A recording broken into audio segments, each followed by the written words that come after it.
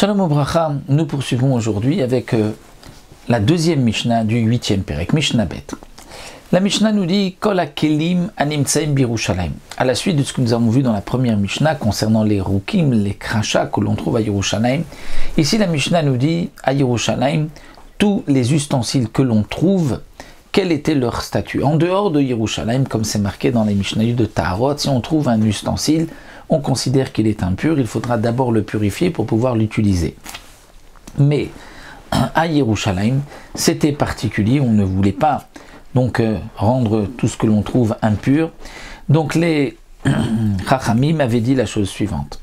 Derech Yerida, si c'est vers le chemin du mikvé, en descendant vers le mikvé, c'est-à-dire que pour descendre au mikvé, il y avait un chemin pour descendre et un chemin pour remonter, afin que les hommes impurs et purs ne se rencontrent pas, pour qu'ils ne se touchent pas et que celui qui s'est purifié redevienne impur.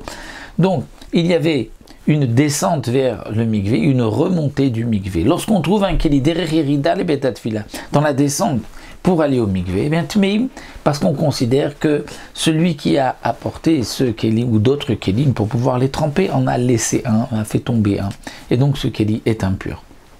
Derech Aliyah, si c'est en remontant, c'est horrible, parce que certainement qu'il a déjà été trempé et que donc maintenant il a été oublié ou perdu en chemin, il est considéré comme pur. Chez l'ok et derech yeridatan aliyatan, étant donné que ce n'était pas le même chemin que l'on prenait pour descendre comme pour monter. Ça, c'est l'opinion d'Ivri Rabbi Meir de Rabbi Meir. Rabbi Yossé Omer, Rabbi Yossé nous dit non. Kulam Teorim. Tous les ustensiles que l'on trouve à Yerushalayim sont considérés comme purs, parce que les Chachamim n'ont pas fait de gzera sur les kelim à Yerushalayim. Mais, chutz, à l'exception de certains ustensiles qui servaient justement au cimetière aux morts. Chutz minasal, un panier, à magrefa, une sorte de râteau, va meritza, qui était un instrument avec lequel on brisait les os, qui était miyuchadim lekvarot, qui était destiné au cimetière. De quoi il s'agit? Est-ce qu'on brisait les os dans un cimetière?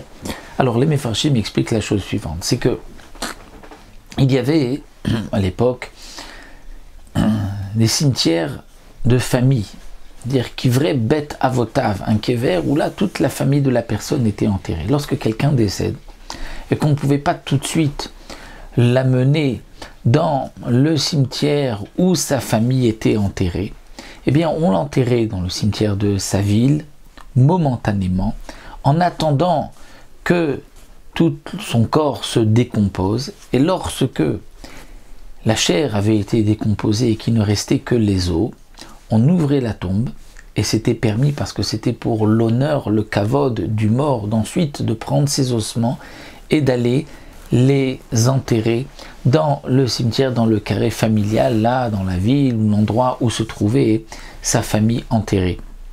Et donc, on sortait les ossements du mort, et on allait les mettre, parfois pour les transporter, il n'y avait pas les moyens aujourd'hui que nous avons de transport, donc le plus simple était de les mettre dans un panier, ces ossements, mais c'était parfois difficile, ils sortaient, donc on avait même le droit de les briser, de les casser, puisque c'était encore une fois pour le kavod du mort, de reprendre tous ces ossements et de les enterrer dans le cimetière de ses parents.